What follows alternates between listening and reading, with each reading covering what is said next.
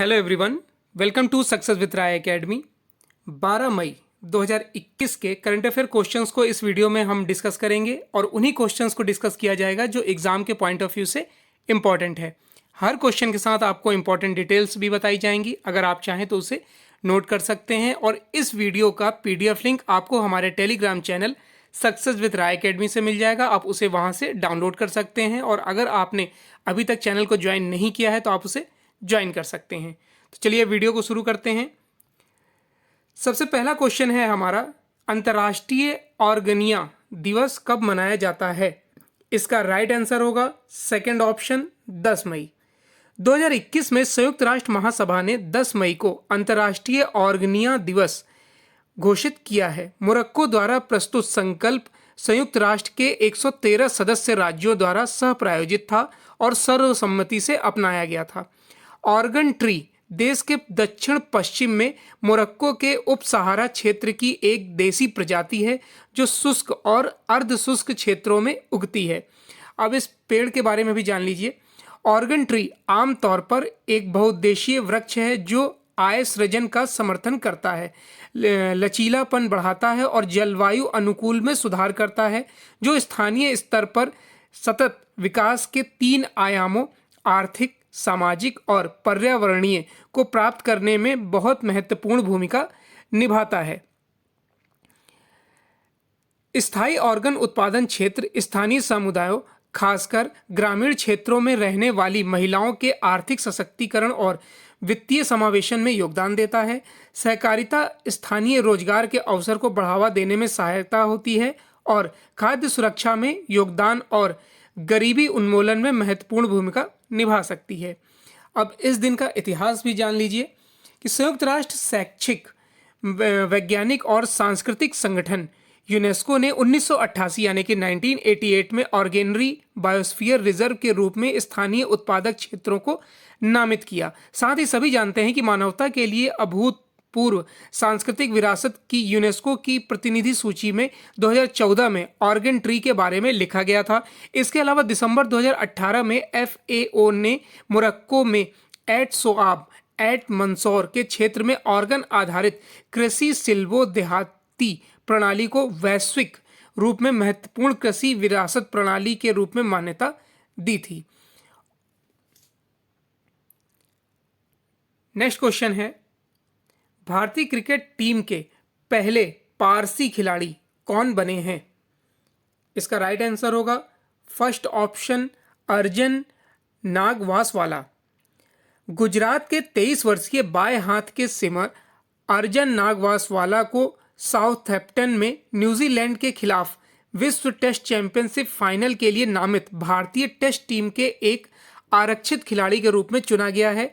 अर्जान रोहिंटन नागवासवाला महाराष्ट्र सीमा के पास के एक गांव में पारसी समुदाय से हैं। वह 1975 के बाद यानी 1975 के बाद राष्ट्रीय टीम में शामिल होने वाले पहले पारसी और एकमात्र सक्रिय पारसी क्रिकेटर हैं।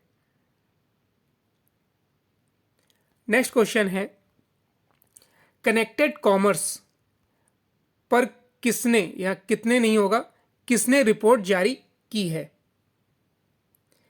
इसका राइट आंसर होगा नीति आयोग। नीति आयोग और मास्टर कार्ड दोनों ने मिलकर कनेक्टेड कॉमर्स रिपोर्ट जारी की है। नीति आयोग ने एक रिपोर्ट जारी की है जिसका शीर्षक है connected commerce, digitally inclusive Bharat के लिए रोडमैप बनाना। नीति आयोग ने मास्टर कार्ड के सहयोग से रिपोर्ट जारी की है। यह रिपोर्ट भारत में डिजिटल वित्तीय समावेशन को तेज करने में आने वाली विभिन्न चुनौतियों की पहचान करती है और इसके 1.3 बिलियन नागरिकों के लिए डिजिटल सेवाओं को सुलभ बनाने की सिफारिशें भी प्रदान करती है। अब इस रिपोर्ट में जो मुख्य बातें कही गई हैं उसको जान लीजिए। रिपोर्ट में NBFC, non banking financial corporation और बैंकों के लिए कार्य क्षेत्र के स्तर को बढ़ावा देने के लिए भुगतान बुनियादी ढांचे को मजबूत करना शामिल है। MSME के विकास के अवसरों को सक्षम करने के लिए पंजीकरण और अनुपालन प्रक्रियाओं का डिजिटलीकरण और क्रेडिट स्रोतों में विविधता लाना है। फ्रॉड रिपोजिटरी सहित सूचना साझाकरण प्रणाली का निर्माण और यह सुनिश्चित करना कि ऑनलाइन डिजिटल कॉमर्स प्लेटफॉर्म उपभोक्ताओं को धोखाधड़ी के जोखिम के प्रति सचेत करने के लिए चेतावनी देते हैं।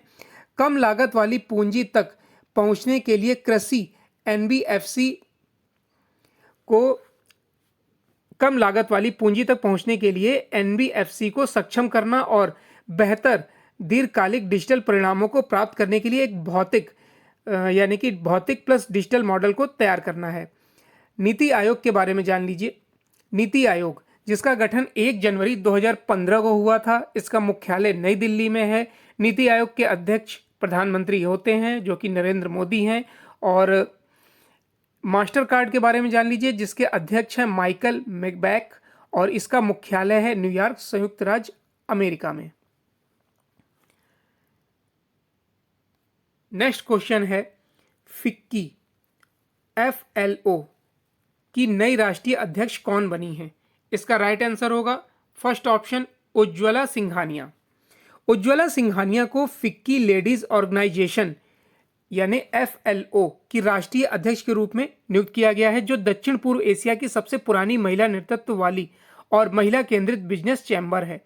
FLO सिंघानिया के 38वें राष्ट्रीय अध्यक्ष के रूप में महिलाओं को उद्यमिता, उद्योग की भागीदारी और आर्थिक विकास को बढ़ावा देने वाले एक सक्षम वातावरण की सुविधा देकर महिलाओं को सशक्त बनाने पर ध्यान केंद्रित किया जाएगा। और FLO के बारे में जान लीजिए कि इसकी स्थापना 1983 में हुई थी। फिक्की का यहाँ पर नाम आ रहा है। फिक्की का फुल फॉर्म जान लीजिए, federation of Indian chambers of commerce and industry. फिर से सुन लीजिए, federation of Indian chambers of commerce and industry. Next question है, दोस्त फॉर लाइफ मोबाइल ऐप किसने लॉन्च किया है? इसका राइट आंसर होगा CBSE यानी केंद्रीय माध्यमिक शिक्षा बोर्ड ने छात्रों और अभिभावकों के लिए एक नया मोबाइल ऐप लॉन्च किया है। नया ऐप दोस्त फॉर लाइफ CBSE से संबद्ध स्कूलों के छात्रों और अभिभावकों के लिए एक विशेष मनोवैज्ञानिक परामर्श ऐप है। नया ऐप दुनिया भर में विभिन्न भौगोलिक क्षेत्रों में CBSE से संबद्ध स्कूलों के छात्रों और अभिभावकों को एक साथ सेवाएं प्रदान करेगा। अब इस ऐप के बारे में जान लीजिए। ऐप में बताया गया है कि यह ऐप छात्रों को अन्य संसाधन सामग्री जैसे माध्यमिक शिक्षा के बाद विचारोत्तक पाठ्यक्रम, मार्गदर्शिकाएं, मानसिक स्वास्थ्य कल्याण के बारे में सुझाव और कोरोना गाइड के साथ दैनिक सुरक्षा प्रोटोकॉल, घर से सीखने, स्वयं की देखभाल के बारे में जानकारी प्रदान करेगा। 83 स्वयंसेवक काउंसलर और स्कूल प्रिंसिपल द्वारा क्लास 9 से लेकर 12 तक के छात्रों को परामर्श सत्र प्रदान किया जाएगा। ये सत्र मुफ्त होंगे। सोमवार, बुधवार, शुक्रवार को प्रदान किए जाएंगे। छात्र और अभिभावक सत्र के लिए समय स्लॉट का चयन कर सकेंगे, जो कि सुबह 9:30 से दोपहर 1:30 बजे के बीच या दोपहर 1:30 बजे से शाम 5:30 बजे के बीच होगा। नेक्स्ट क्वेश्चन है, अरब वर्ल्ड नोबेल पुरस्कार जीतने वाली पहली भारतीय महिला कौन बन गई हैं?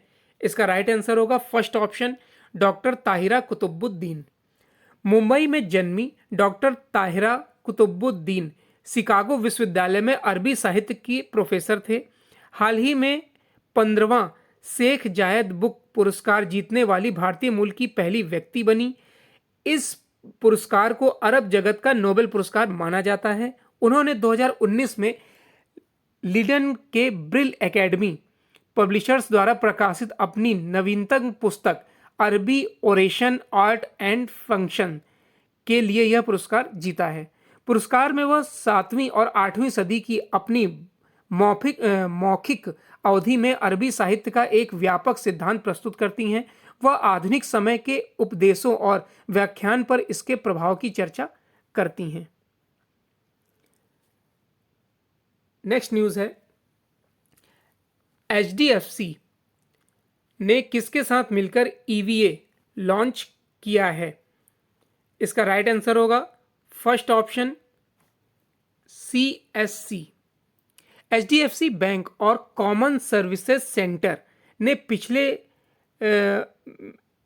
ग्रामीण उपभोक्ताओं के लिए बैंकिंग सेवाएं प्रदान करने में ग्रामीण स्तर के उद्यमियों का समर्थन करने के लिए CSC यानी कि कॉमन सर्विसेज सेंटर डिजिटल सेवा पोर्टल पर चैटबॉट EVA लॉन्च किया है। यह पहला इंडिया और भारत के बीच खाई को पाट देगी। शहरी भारत को डिजिटल दुनिया के लिए सीखने और अनुकूल होने की जल्दी है। ग्रामीण भारत ने चुनौतियों का सामना किया है क्योंकि इसमें इंटरनेट की पैठ कम है। ईवीए के माध्यम से क्या होगा इसके बारे में जान लीजिए।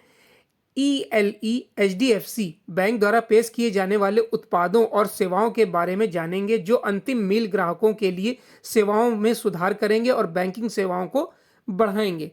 24 घंटे सेवा वीएलई को एचडीएफसी बैंक की सेवा के बारे में विभिन्न उत्पादों, प्रक्रियाओं और प्रश्नों के बारे में सटीक जानकारी प्रदान करेगा।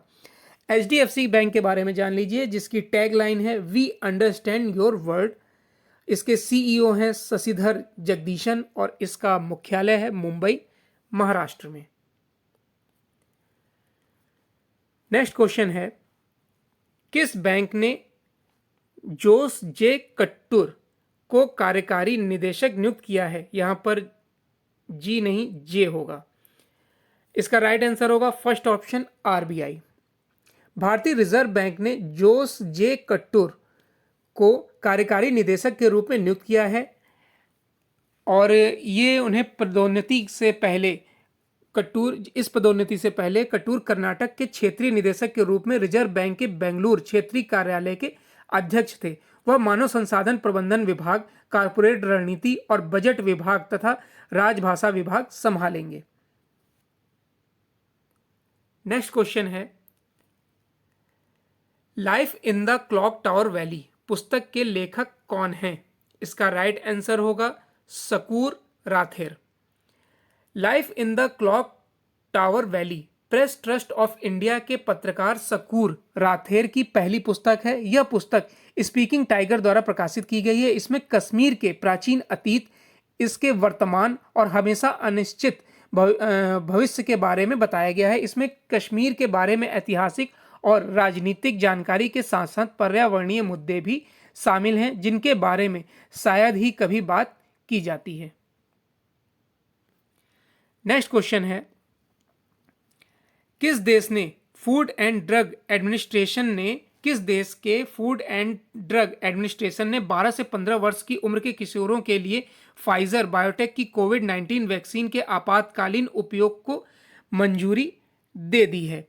इसका राइट आंसर होगा थर्ड ऑप्शन अमेरिका। अमेरिका के फूड एंड ड्रग एडमिनिस्ट्रेशन ने 12 से 15 वर्ष की उम्र के किशोरों के लिए फाइजर बायोटेक की कोविड-19 वैक्सीन के आपातकालीन उपयोग को मंजूरी दी है। अमेरिका के राष्ट्रपति जो बाइडेन ने कहा है कि यह वायरस के खिलाफ हमारी लड़ाई में एक आशाजनक तरक्की है। उन्होंने राज्यों से यह वैक्सीन तुरंत उपलब्ध कराने को कहा है। नेक्स्ट क्वेश्चन है कि अफगानिस्तान में किस देश के वरिष्ठ राजनयिक विनेश कालरा का निधन हो गया है? इसका राइट आंसर होगा भारत। अफगानिस्तान में भारत के वरिष्ठ राजनयिक विनेश कालरा का निधन हो गया है। भारतीय विदेश सेवा में 2008 में आए विनेश कालरा राजनयिक के तौर पर मस्कट, ओमान, दक्षिण अफ्रीका, चीन समेत कई देश में तैनात रहे थे। वे भारत के महान प्रतिनिधि थे जो भारत अफगान संबंधों को मजबूत करने के लिए समर्पित थे। नेक्स्ट क्वेश्चन है कि राष्ट्रीय प्रौद्योगिकी दिवस कब मनाया जाता है? इसका राइट आंसर होगा सेकंड ऑप्शन 11 मई। भारत में प्रत्येक साल 11 मई को राष्ट्रीय प्रौद्योगिकी दिवस के रूप में मनाया जाता है। यह दिन भारत की विज्ञान में दक्षता एवं प्रौद्योगिकी में विकास को दर्शाता है। इस दिन राष्ट्र गौरव के साथ साथ देश अपने वैज्ञानिकों की उपलब्धियों को भी याद करता है। विज्ञान एवं प्रौद्योगिकी मंत्रालय द्वारा इस दिन प्रत्येक साल राष्ट्रीय प्रौद्योगिकी दिवस मनाया जाता है। प्रौद्योगिकी एवं विज्ञान मंत्रालय के द्वारा उनके विभाग में विभिन्न कार्यक्रम आयोजित किए जाते हैं। नेक्स्ट क्वेश्चन है कि ट्विटर ने कोरोना से लड़ने के लिए भारत को कितने $1 मिलियन सहायता राशि के रूप में देने की घोषणा की है? इसका राइट आंसर होगा सेकंड ऑप्शन $15 मिलियन। हाल ही में ट्विटर ने कोरोना से लड़ने के लिए भारत को $15 मिलियन सहायता राशि के रूप में देने की घोषणा की है। ट्विटर के सीईओ जैक डॉर्सी ने ट्वीट करके इसकी जानकारी दी है। उन्होंने बताया कि यह दान 3 एनजीओ केयर एंड इंडिया और सेवा इंटरनेशनल यूएसए को दिया गया है। केयर को $10 मिलियन और एंड इंडिया एवं सेवा इंटरनेशनल यूएसए को $2.5 मिलियन दिए गए हैं। नेक्स्ट क्वेश्चन है, अंतर्राष्ट्रीय क्रिकेट परिषद ने पाकिस्तान के किस खिलाड़ी को अप्रैल महीने का बेस्ट क्रिकेटर चुना है? इसका राइट आंसर होगा सेकंड ऑप्शन, बाबर आजम। अंतर्राष्ट्रीय क्रिकेट परिषद ने पाकिस्तान के कप्तान बाबर आजम को अप्रैल महीने का बेस्ट क्रिकेटर चुना है। बाबर आजम का प्रदर्शन साउथ अफ्रीका और जिम्बाब्वे के खिलाफ खेले गए मैचों में बेहद शानदार रहा था। यह पहला मौका है जब भारत के अतिरिक्त किसी और देश के खिलाड़ी ने यह अवार्ड जीता है। नेक्स्ट क्वेश्चन है, राष्ट्रीय सांख्यिकी ब्यूरो के अनुसार चीन की जनसंख्या पिछले एक दशक में 72 मिलियन बढ़कर कितनी हो गई है? इसका राइट आंसर होगा थर्ड ऑप्शन, 1.411 अरब। राष्ट्रीय सांख्यिकी ब्यूरो के अनुसार चीन की आबादी पिछले एक दशक में 72 मिलियन से बढ़कर 1.411 बिलियन हो गई है। पिछले 10 सालों में चीन की आबादी में 5.38% का इजाफा हो गया है और अब चीन की आबादी बढ़कर 141 करोड़ हो चुकी है। चीन की राष्ट्रीय जनगणना की रिपोर्ट के मुताबिक मुख्य चीन की आबादी में औसतन हर साल 0.53% का इजाफा हो रहा है। तो ये 12 मई 2021 के करंट अफेयर्स के इंपॉर्टेंट क्वेश्चंस थे। आई होप आपको वीडियो अच्छा लगा होगा। इस वीडियो का PDF लिंक आप टेलीग्राम चैनल से डाउनलोड कर सकते हैं। वीडियो देखने के लिए धन्यवाद।